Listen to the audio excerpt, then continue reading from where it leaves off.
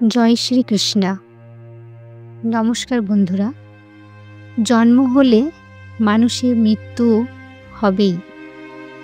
হিন্দু ধর্মে জন্মান্তরের কথাও বলা হয়েছে। কেন মৃত্যুর পর আবার নতুন দেহ ধারণ করে এই পৃথিবীতে ফিরে আসে আত্মা? আজকের এই ভিডিওতে সেই বিষয়েই আলোচনা করা হয়েছে। তাই আসুন জেনে নেওয়া যাক কি বলা হয়েছে বেদে। মানুষের জীবনে জন্ম ও মৃত্যু হল পরম সত্য। যার জন্ম হয়েছে তার মৃত্যু হবেই। শুধু মানুষ নয়, মৃত্যু নিশ্চিত সমস্ত প্রাণীকুলেরই। হিন্দু ধর্মে জন্মান্তরের তত্ত্বে বিশ্বাস করা হয়, অর্থাৎ মৃত্যুর পর আত্মা আবার দেহ ধারণ করে এই পৃথিবীতে ফিরে আসে। কিন্তু এই বিষয়টি নিয়ে রহস্য ও ধোঁয়াশা চিরকালীন। মানুষের মনে বারবার এই প্রশ্ন দেখা দিয়েছে যে সত্যিই কি জন্মান্তর আছে?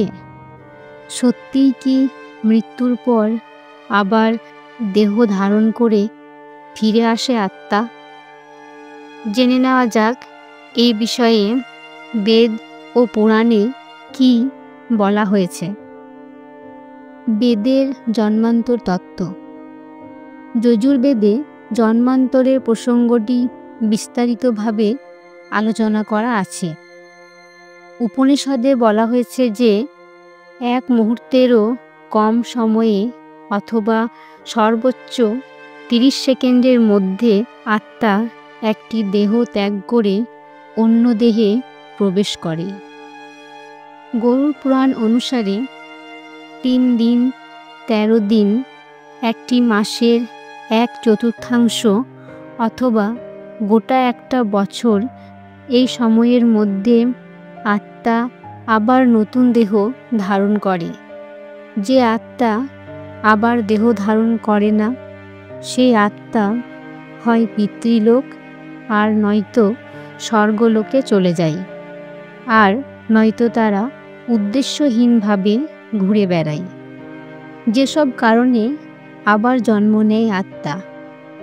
যদি মৃত্যুর আগে পর্যন্ত কারোর উপর রাগ থাকে এবং মৃত্যুর সময়েও তাকে ক্ষমা করতে না পারেন, তাহলে সেই আত্মা প্রতিশোধ নিতে আবার জন্ম নেয়। দুর্ঘটনা বা অন্য কোনো কারণে সময়ের আগে মৃত্যু হলে সেই আত্মার জাগতিক আশা আকাঙ্ক্ষা পূর্ণ হয় না।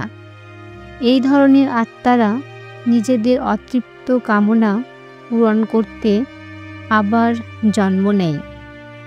যে ব্যক্তি জীবদ্দশায় অনেক পাপ ও অপকর্ম করেছে, সেই আত্মার সহজে মুক্তি হয় না। এই ধরনের আত্মা পৃথিবীর দুঃখ কষ্ট ভোগ করতে বারবার ফিরে আসে। যে ব্যক্তি জীবদ্দশায় অনেক পুণ্য করেছেন, তিনিও মৃত্যুর পর অনেক সময় আবার ফিরে আসেন। আগের জন্মের পুণ্যফল ভোগ করতে এই জন্মে আনন্দে জীবন কাটাতে ফিরে আসে সেই আত্মা। যদি কোনো ব্যক্তি নিজের কোনো সাধনা অপূর্ণ রেখে মারা যান, তখন সেই সাধনা সম্পূর্ণ করতে তার আত্মা আবার দেহ ধারণ করে ফিরে আসে। বন্ধুরা, আজকের এই ভিডিওটি যদি আপনাদের ভালো লেগে থাকে, তাহলে আসুন আর আমার সাথে ভালোবেসে বলুন রাধে রাধে।